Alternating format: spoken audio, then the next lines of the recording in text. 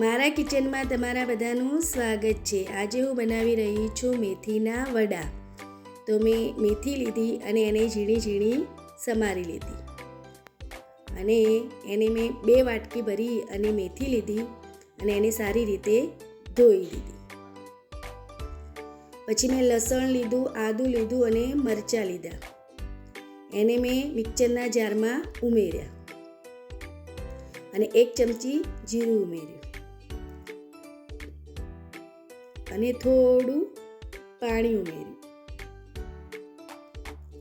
અને એને મિક્સરમાં ફેરવી અને મેં પેસ્ટ બનાવી. તો પેસ્ટ બની ગઈ સરસ. પછી મેં એક વાસણ લીધું ને એમાં ચાળણી લીધી અને બાજરીનો લોટ લીધો. એમાં મેં 2 વાટકી બાજરીનો લોટ લીધો અને અડધી વાટકી ઘઉંનો લોટ લીધો અને એને મેં ચાળી લીધો.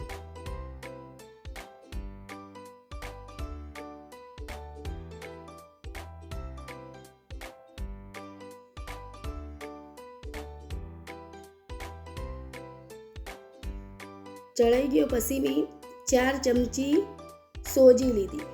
અંદર સોજી ઉમેરવાથી આપણા વડા ક્રિસ્પી બને છે, એટલે અંદર મેં સોજી ઉમેરી. પછી ચપટી અજમો ઉમેર્યો, એને 2 હાથેથી મસળી અને ઉમેર્યું. પછી 1 ચમચી મેં મરચું લીધું અને 1 ચમચી ધાણા જીરું લીધું અને 1 ચમચી મીઠું લીધું અને અડધી વાટકી દહીં ઉમેર્યું અને જે આપણે પેસ્ટ બનાવી હતી ને એ ઉમેરી.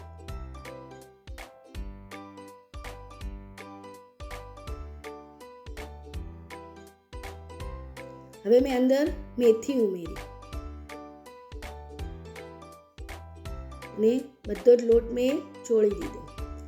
આમાં થોડું થોડું પાણી રેડી અને લોટ ચોળવાનો આપણે.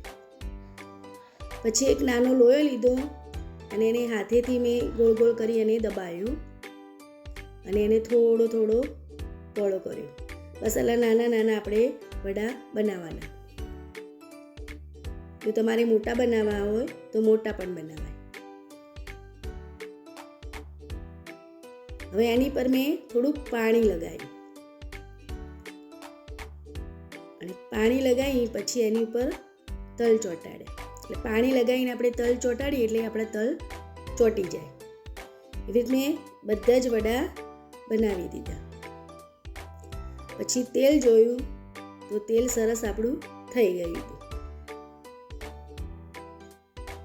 પછી એક એક વડા મેં અંદર ઉમેર્યા તેલમાં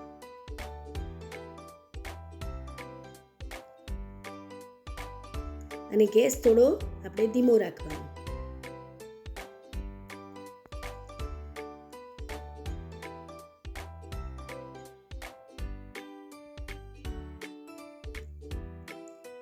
હવે મેં ધીમા ધીમા તાપે વડાને તળી લીધા. સરસ તળાઈ ગયા એટલે મેં એક વાસણમાં કાઢી દીધા. એ રીતે બીજા પણ મેં તળી લીધા.